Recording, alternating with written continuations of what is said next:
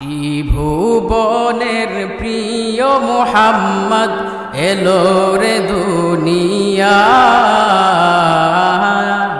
রে সাগর আকাশ বাতাস দেখবি যদিয়ায়। কথা বলেন না ঠিক কিনা?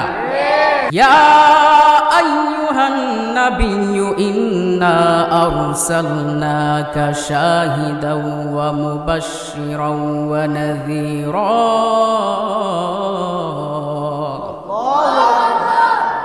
আমার আল্লাহ বলেন, ও বন্ধু, ও দোস্ত গো, ও হাবিব, নিশ্চয় আমি আপনাকে নাজিল করেছি, আমি আপনাকে প্রেরণ করেছি, আমি আপনাকে সাক্ষ্যদাতা হিসেবে প্রেরণ করেছি, আমি আপনাকে শুভ সংবাদ প্রদানকারী, আমি আপনাকে সাক্ষ্যদাতা, শুভ সংবাদ প্রদানকারী এবং ভীতি প্রদর্শক হিসেবে গোটা বিশ্বের জন্য সৃষ্টি করেছি।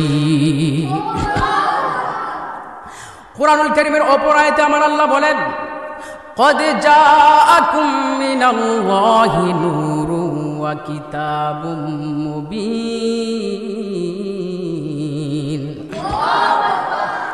আমার আল্লাহ বলে গো, নিশ্চয় নিশ্চয় قد جاءكم من الله, তোমাদের কাছে এসেছে আল্লাহ রাব্বুল আলামিনের পক্ষ থেকে, তোমাদের কাছে আল্লাহর পক্ষ থেকে নূর এসেছে, ওয়া কিতাবিম মুবিন, এবং সুস্পষ্ট রূপে কিতাব এসেছে। সুবহানাল্লাহ। আল্লাহর পক্ষ থেকে নূর এসেছে আমাদের কাছে। এ বন্ধুরে, গোটা কুল কায়নাত যখন, এই পৃথিবী যখন অন্ধকারাচ্ছন্ন ছিল, গোটা পৃথিবী যখন জাহিলিয়াতে ভরপুর ছিল, যেই সময়টাকে বলা হয় দ্য টাইম অফ ইগনোরেন্স, জাহিলিয়াতের যুগ, যে যুগে অধিকার বলতে কোনো কিছু ছিল না, সাম্য বলতে কোনো কিছু ছিল না, মানবতা বলতে কোনো কিছু ছিল না, খুনাখুনি, রাহাজানি, হত্যা, মারামারি, ফিতনা, ফাসাদ আর এই ধরনের সব কিছুতে যখন গোটা পৃথিবী ভরপুর ছিল, এই মৃতপ্রায় পৃথিবীকে উজ্জীবিত করার জন্য গো, এই মৃত পৃথিবীকে যখন মানবতা ত্রাহি ত্রাহি করছিল, এই দিশেহারা পৃথিবীকে, অশান্ত দুনিয়াকে শান্ত করার জন্য, বর্বর সভ্যতাকে উর্বর করার জন্য আমার আল্লাহ, আমার নবী, আপনার নবীকে এই বিশ্ব জাহানের কাছে তিনি পাঠিয়েছেন। সুবহানাল্লাহ বলেন না? এ বন্ধুরে, কোন জামানার মধ্যে আমার নবী এসেছেন, যখন কারো কোনো অধিকার ছিল না গো, যখন কোন নারীর অধিকার ছিল না, শিশুর অধিকার ছিল না, জোর যার মুল্লুকতার, এই নীতি যখন গোটা পৃথিবীতে ছিল, ওই অন্ধকার এবং জাহিলিয়াতের যুগে আমার রব্বুল আলামিন তার হাবিবকে নূর হিসেবে পাঠিয়েছেন, এই পৃথিবীর সমস্ত অন্ধকারকে দূর করে গোটা পৃথিবীকে তাওহীদ এবং রিসালাতের নূরে নুরানি করার জন্য আমার নবী, আপনার নবীকে আমার আল্লাহ নূর বানিয়ে তিনি দুনিয়াতে পাঠিয়েছেন। আর মায়ার সুরে বলেন না, ইয়া রাসূলুল্লাহ। অন্ধকারাচ্ছন্ন পৃথিবী, মৃতপ্রায় পৃথিবী, যেখানে কোনো অধিকার নাই, কোনো সাম্য নাই, কোনো নীতি নাই, কোনো নিষ্ঠা নাই, কোনো ন্যায় বিচার নাই, এই পৃথিবীর মধ্যে যে মাত্র আমার নবী, আপনার নবী আগমন করেছে গো, আমার নবীর যখন আগমন দুনিয়ার জমিনের মধ্যে ঘটল, গোটা কুল কায়নাতের মধ্যে যত কিছু আছে রে, সব কিছু আমার নবীর আগমনের খুশিতে তারা আত্মহারা হয়ে গেছে, তারা আনন্দে উদ্ভাসিত হয়ে গেছে। চিৎকার মেরে বলেন না, ইয়া রাসূলুল্লাহ। ত্রিভুবনের প্রিয় মুহাম্মদ এলো রে দুনিয়ায় রে সাগর আকাশ বাতাস দেখবি যদিয়ায়। কথা বলেন না ঠিক কিনা? আমার নবীর চরণ মুবারক, আমার নবীর কদম মুবারক যেই মাত্র এই জমিনের মধ্যে লাগছে গো, গোটা সৃষ্টি জগতের সব কিছু তারা অত্যন্ত আনন্দিত হয়ে গেছে। তাদের মনের মধ্যে আনন্দের হিল্লোল বয়ে যায়। এক সৃষ্টি অপর সৃষ্টিকে যেন এইভাবে ডেকে ডেকে বলছে, ও বন্ধুরি, গোটা সৃষ্টি জগৎ এমন ভাবে খুশিতে আত্মহারা হয়ে গেছে, তারা একে অপরকে এইভাবে ডেকে ডেকে তারা যেন আমার নবী আপনার নবীর আগমনে তারা মিছিল করতেছে, আনন্দ ঘন মুহূর্ত সৃষ্টি হয়ে গেছে। আল্লাহু আকবার বলেন না?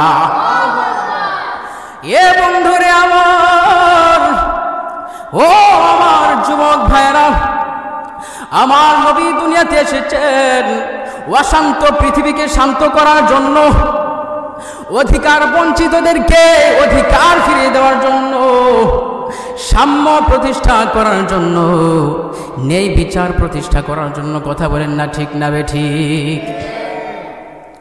আমার নবীজি শিশুকাল থেকেই তিনি মানবতার কথা চিন্তা করেছেন।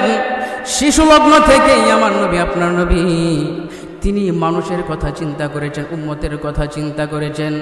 আমার নবী যখন দুধের শিশু, তখন তার দুধ বোনের যে অধিকার, আমার নবীজি সাল্লাল্লাহু আলাইহি ওয়াসাল্লাম তার দুধ মাতা মা সাদিয়া, হালিমাতুস সাদিয়ার এক স্তনের দুধ তিনি পান করতেন, অন্য স্তনের দুধ তিনি কখনো পান করতেন না। কারণ আমার নবী যদিও তিনি শিশু, শরীয়তের দৃষ্টিতে তিনি শিশু, কিন্তু আমার নবী আপনার নবী কি কখনো শিশু ছিল? তিনি আদি, সবার আগে তাকে সৃষ্টি করা হয়েছে। আমার নবী সব কিছু জানেন। তিনি তো শরীয়তের হিসেবে না শিশু হিসেবে দুনিয়াতে জন্মগ্রহণ করেছে, ঠিক কিনা বলেন না? কিন্তু আমার নবী যখন হযরতে হালিমাতুস সাদিয়ার ঘরে ছিল গো, তিনি শুধুমাত্র এক স্তনের দুধ পান করতেন। কারণ তিনি চিন্তা করতেন অপর স্তনের দুধ আমার দুধ বোন সে পান করবে, তার হক তার অধিকার আমি নষ্ট করতে পারবো না। চিৎকার মেরে বলেন না সুবহানাল্লাহ? আরো মায়ার সুরে বলেন না ইয়া রাসূলুল্লাহ? যেজন কখনো ব্যথা দিতে জানে না, যেজনকে বলি মুছে দেই বেদনা। ঠিক কিনা বলেন না? আমার নবী শিশু অবস্থায় তিনি মানুষের হক, উম্মতের হক, শিশু অবস্থায় তিনি উম্মতকে নিয়ে চিন্তা করেছেন। শিশু অবস্থায় তিনি গোটা মানব জাতিকে নিয়ে চিন্তা করেছেন। আল্লাহু আকবার। যেজন কখনো ব্যথা দিতে জানে না, যেজনকে বলি মুছে দেই বেদনা, যেজন কখনো ব্যথা দিতে জানে না, যেজনকে বলি মুছে দেই বেদনা, হৃদয়ের আঙ্গিনা আবাদ করে নিতে আর কার বুক এত প্রশস্ত, তার নাম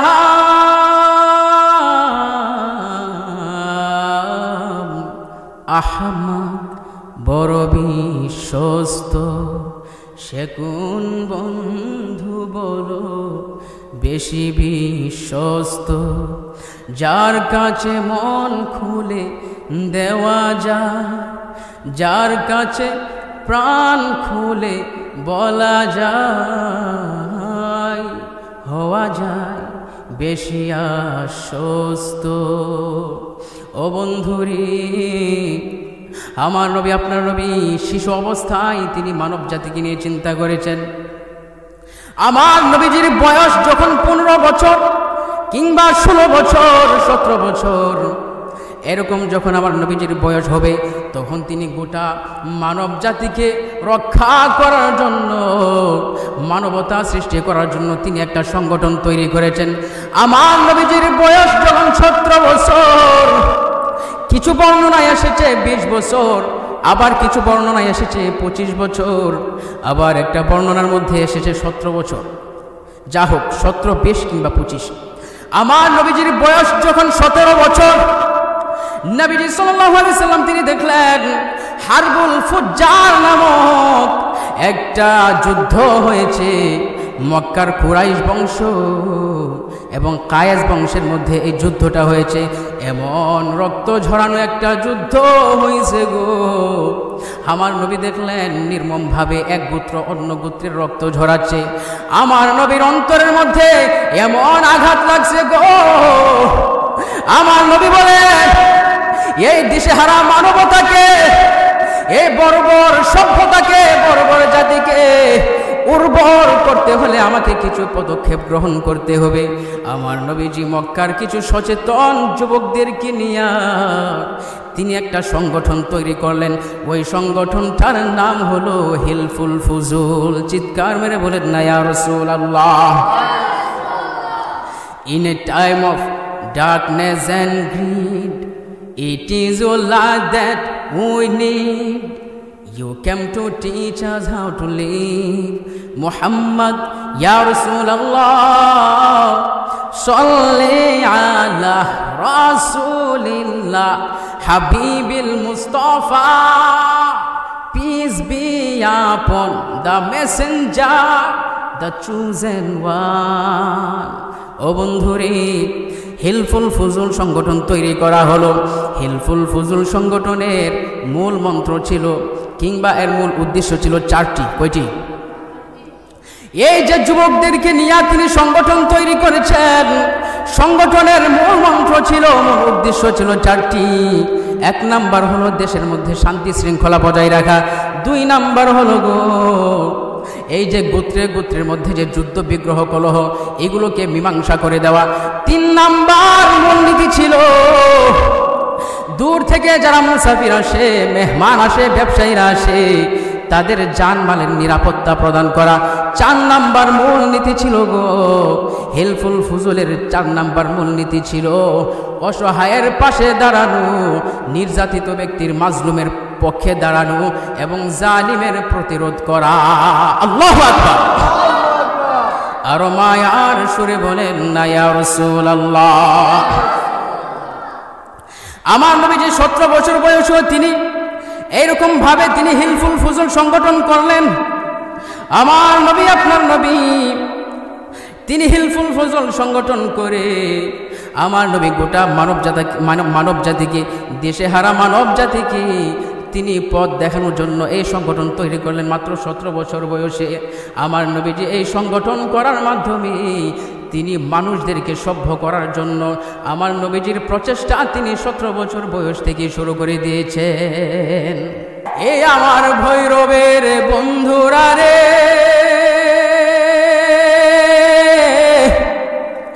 আমার নবীজি হিলফুল ফুজুল সংগঠন করলেন। এই সংগঠন করার মাধ্যমে গোটা বিশ্ব জাহানের মধ্যে তিনি মেসেজ দিয়ে দিয়েছেন যে অন্ধকার দূর হয়ে যাবে, জাহেলিয়াত দূর হয়ে যাবে, সারা পৃথিবীতে তাওহীদ এবং রিসালাত প্রতিষ্ঠা হবে গো। অন্ধকার দূর হয়ে গোটা পৃথিবীতে আলো নূর ছড়িয়ে পড়বে। কথা বলেন না ঠিক কিনা? আমার নবী, আপনার নবী, তিনি দুনিয়ার জমিনের মধ্যে তিনি আগমন করেছেন তার পার্সোনাল কোনো কাজ করার জন্য নয়, তার ব্যক্তিগত কোনো পারপাস সার্ভ করার জন্য নয়। আমার নবী দুনিয়াতে এসেছেন এই মানব জাতিকে পথ প্রদর্শনের জন্য। ঠিক কিনা বলেন না? আমার নবী সদা সর্বদা তিনি মানব জাতিকে নিয়ে তিনি চিন্তিত থাকতেন গো। আমার নবী এবার হেরা পর্বতের মধ্যে, হেরা গুহার মধ্যে তিনি চলে গেলেন। জাবালে নূর পর্বতের হেরা গুহার মধ্যে আমার নবী ধ্যান মগ্ন হইয়া, আমার নবীজি তিনি ধ্যান মগ্ন হয়ে তিনি চিন্তা করতেন এই দিশে হারা মানব জাতিকে কিভাবে সঠিক পথ দেখানো যায়। ও অশান্ত পৃথিবীতে কিভাবে শান্তি প্রতিষ্ঠা করা যায় গো। আমার নবী আল্লাহর কাছ থেকে ওয়াহি পাওয়ার জন্য, আল্লাহর কাছ থেকে দিক নির্দেশনা পাওয়ার জন্য তিনি জাবাল নূর পর্বতের হেরা গুহার মধ্যে তিনি চলে যাইতেন। সেখানে তিনি বছরের পর বছর, কিছু বর্ণনা এসেছে সেখানে তিনি 15 বছর, কয় বছর? আবার একটা বর্ণনার মধ্যে এসেছে আমার নবী, আপনার নবী তার 15 বছর বয়স থেকে তিনি জাবাল নূর ওই পর্বতের হেরা গুহার মধ্যে 15 বছর বয়স থেকে রে বন্ধু 40 বছর 6 মাস 12 দিন পর্যন্ত ওহী নাজিল হওয়া পর্যন্ত তিনি হেরা গুহার মধ্যে ধ্যানমগ্ন থাকতেন। এই মানব জাতিকে, এই মানব সভ্যতাকে, অসভ্য বর্বর সভ্যতাকে উর্বর এবং সভ্য জাতি হিসেবে প্রতিষ্ঠা করার জন্য।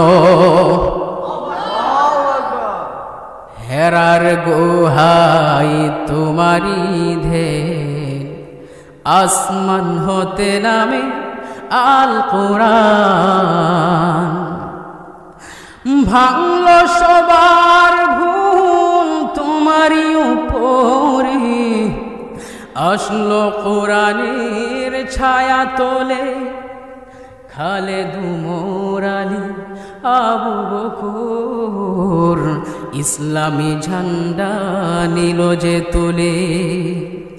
আল আমিন তুমি ছিলে চিরদিনই সকল মানুষের তোরে, হে রাসূল তোমাকে ভুলি আমি কেমন করে। কথা বলেন না ঠিক না ঠিক?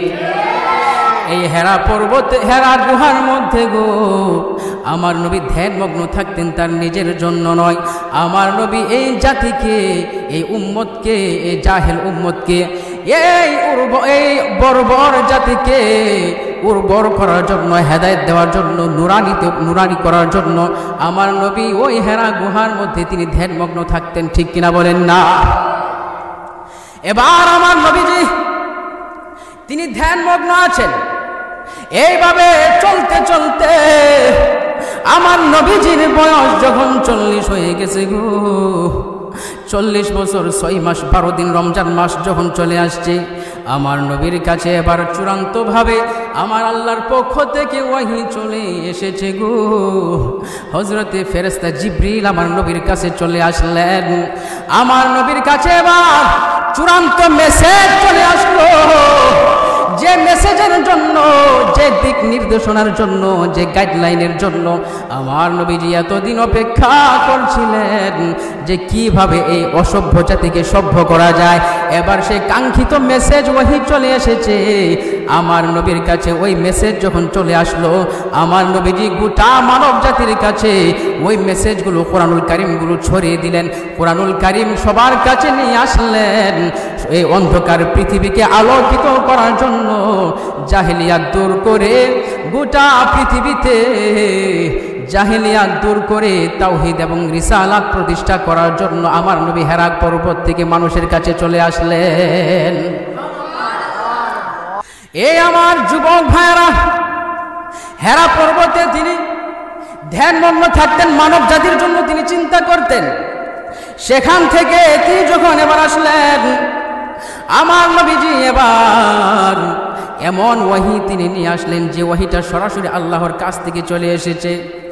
এমন ওয়াহি তিনি নিয়ে আসলেন যে ওয়াহির মাধ্যমে গোটা পৃথিবীকে নুরানি বানিয়ে দেওয়া যাবে। ইয়া রাসূলুল্লাহ বলেন না? ধরে আমার নবী, আপনার নবী হেরা পর্বত, হেরা গুহা থেকে ওয়াহি নিয়ে আসলেন। আমার নবী এবার গোটা মানব জাতির কাছে তিনি চলে আসলেন। আমার নবী এসে বলেন, কালো কি ধলো সে তো বাহিরে কেবল, ভিতরে সমান রাঙ্গা। আমার নবী বলেন, কে কোন গোত্রের, কে কোন দেশের, কে সাদা কে কালো, কে সুন্দর কে অসুন্দর, এগুলো আমার আল্লাহর কাছে কোনো মূল্য নাই। আমার আল্লাহর কাছে ওই ব্যক্তির দাম আছে গো, যে ব্যক্তির তাকওয়া বেশি, ওই ব্যক্তির দাম আমার আল্লাহর কাছে বেশি। আমার নবী বলেন, কে গোলাম কে মুনিব। আমার নবী বলেন, কে কালো কে ধলো, কে গরিব কে ধনী, কে গোলাম কে মুনি, কে কোন দেশের কে কোন জাতির কে কোন বর্ণের, এগুলো আল্লাহর কাছে কোনো দাম নাই গো। আল্লাহর কাছে একমাত্র দাম আছে তাকওয়ার। যে ব্যক্তির অন্তরটা সুন্দর, যে ব্যক্তির দিলটা সুন্দর, দিলটা পরিষ্কার, ওই ব্যক্তির দাম আমার আল্লাহর কাছে তত বেশি। উঁচু নিচু নেই ভেদাভেদ, সব সমান ভুল প্রভেদ, আদম হাওয়া হতে পয়দা এই স্মরণ রাখি। এ কোন মধুর বাণী নিয়ে এলো মরু পাখি, বিশ্বজাহান তারি ছোঁয়ায় মেললো আবার রাখি। ঠিক কিনা? আমার নবী কি সুন্দর মেসেজ নিয়ে এসেছেন মানব জাতির জন্য, মানব সভ্যতার জন্য, বঞ্চিতদের জন্য, অধিকার বঞ্চিতদের জন্য, অসহায়ের জন্য, মাজলুমের জন্য। আমার নবীজি কি মেসেজ নিয়ে এসেছেন। বন্ধুরে, আমার নবীজি এত সুন্দর সুন্দর মেসেজগুলি যখন তিনি গোটা জাহানের জন্য দিচ্ছিলেন, এই মানুষদের মধ্যে যখন তিনি এই মেসেজগুলো দিচ্ছিলেন, আল্লাহর হাবিবের এই মেসেজগুলো, আল্লাহর হাবিবের এই বাণীগুলো, এই দিক নির্দেশনাগুলো, কথাগুলো যাইতে যাইতে ছড়াইতে ছড়াইতে আল্লাহর হাবিবের আশেক হযরতে বেলালের কানে চলে গেছে। আল্লাহু আকবার।